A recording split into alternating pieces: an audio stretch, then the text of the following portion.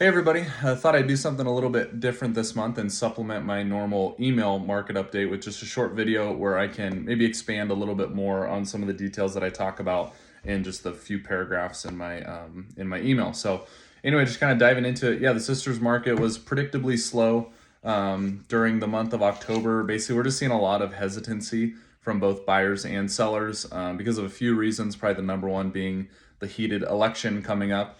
And so pretty much every buyer and seller that I'm talking to are basically saying like, hey, we want to wait to see what happens first, make sure riots don't break out, World War III, whatever. They're just a lot of uncertainty, which is pretty much to be expected. If you look back on stats during election years, especially like what they call like a critical election year or a heated election, the numbers always, transactions especially, they plummet before, and just because of the hesitancy that people have. And so anyway, so that's pretty predictable. Getting into the stats here, so in October there were 24 homes closed in the sisters area. Median sales price of those homes was 735,000 or 370 per square foot. And those were on the market for an average of 39 days, which is a little bit longer than normal, but not too far off. There's also 90 active listings currently in the sisters area. Median list price of those is just under $1 million at 977,000. And those have been on the market for 111 days on average, which is quite a bit longer than we're used to.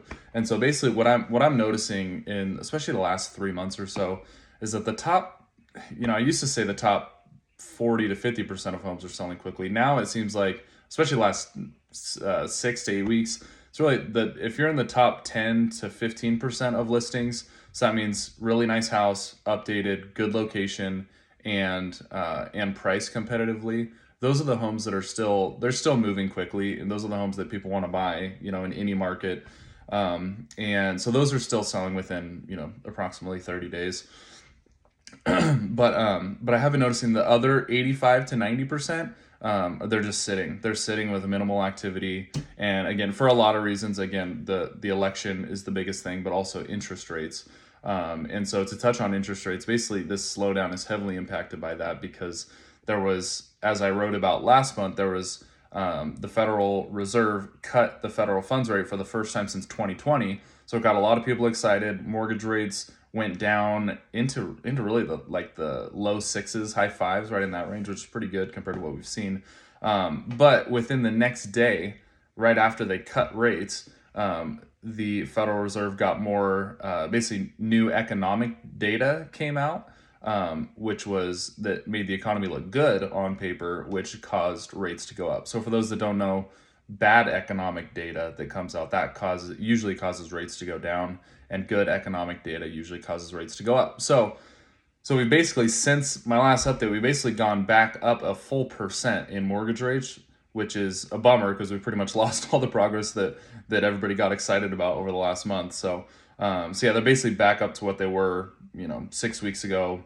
So now they're back to 6.5, 6.75, right in that range. So obviously that's causing a big pause in things too.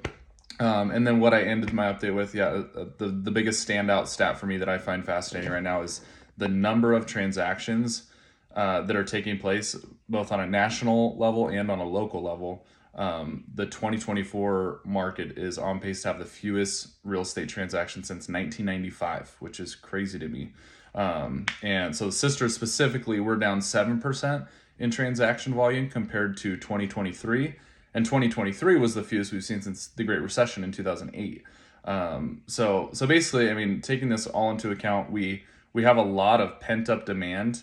Seems like I'm talking to buyers every day that are just waiting for rates to get to a reasonable spot, because basically buyers are solving to their payment, and so they're seeing if they can just get that payment down to a reasonable amount, to where they can afford it. So yeah, I'm seeing a lot of pent up demand and a lot of sellers that are waiting to sell, but they can't because they have a 2.8% interest rate and they just can't justify selling and buying at a 6.75 even though they really want to. So with those two factors there, plus the election, is just kind of a perfect storm of causing this frozen market that we're seeing. But with that being said, there was kind of this building pressure for an eventual burst of activity that I'm kind of done predicting it. But if you push me on a prediction, I think depending on how this election goes And if rates can come down, I could see next spring and summer, the activity really picking up and kind of making up for the last couple of years where it hasn't been the case. So yeah, that's my take on the local market. Hope you guys find this helpful. Some feedback would be great too. If you like the video or if it's not helpful or whatever, just let me know. And as always, let me know if there's anything I can do to help. If you're a seller looking to potentially sell or just want to know what your home's worth, shoot me a text, give me a call. I'd be happy to give you my opinion. And then buyers too, if you're trying to kind of navigate this kind of the complicated process of buying a house, just let me know and I'd be happy to help. All right, thanks guys.